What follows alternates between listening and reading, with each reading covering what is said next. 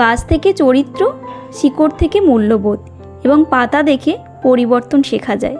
Hello বন্ধুরা, plant ড্রিমসে আরও একটা নতুন ভিডিও নিয়ে চলে এসেছি। হাউস প্লান্ট আমরা প্রত্যেকেই পছন্দ করি, কিন্তু যখন দেখি নিজেদের পছন্দের গাছটিতে কিছু সমস্যা দেখা দিচ্ছে তখন কিন্তু মনটা অনেকখানি খারাপ হয়ে যায়। তো আজ তেমনই একটা ভিডিও দেখাবো। আমার অ্যান্থোরিয়াম ক্রিস্টেলিয়াম গাছটা খারাপ হয়ে যাচ্ছিল, তো গাছটা কীভাবে রিকভারি করব চলো দেখা যাক।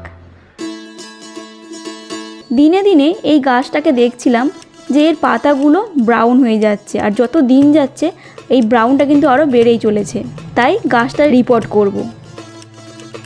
এখানে আমি সয়েললেস রিপোর্ট করব, মানে মাটি ছাড়াই রিপোর্ট করব। তো প্রথমে গাছটার আগের মাটি সব সাবধানে ঝরিয়ে নিলাম।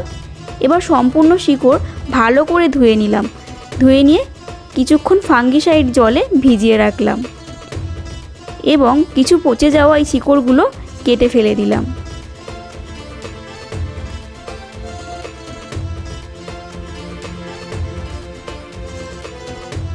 এবার একটা পটিং মিক্স তৈরি করব।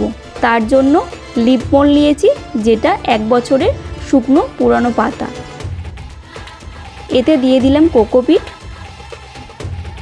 এবার দিলাম ভার্মি কম্পোস্ট, এবার দিলাম পারলাইট,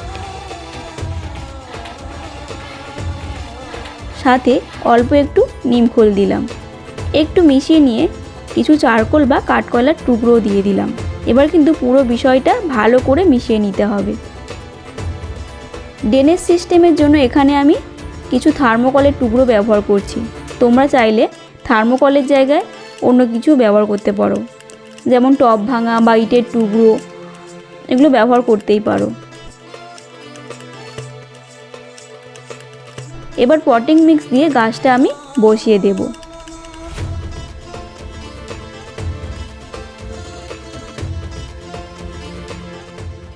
কি পার্সেন্টেজে পটিং মিক্স করেছি চলো বলেই দিই। লিম mould 40%, cocopeat 30%, vermicompost 20%, perlite আর চারকোল নিয়েছি 10%। গাছটা আমার পটিং করা হয়ে গেছে। এবার এই যে শুকিয়ে যাওয়া পাতার অংশগুলো একটু কাঁচি দিয়ে সুন্দর করে কেটে দিলাম, আর এই কাটা জায়গায় একটু ফাঙ্গিসাইড লাগিয়ে দিলাম। এখানে একটু বলে রাখি, এই যে এই যে পাতাগুলো কিন্তু সব শুকিয়ে ঝরে যাবে, এতে ভয় পাওয়ার কিছু নেই, আবারও নতুন পাতা বার হবে। সব শেষে টব ভর্তি করে জল দিয়ে এই গাছটা কিন্তু এবার আমি ছাওয়া জায়গায় রেখে দেব।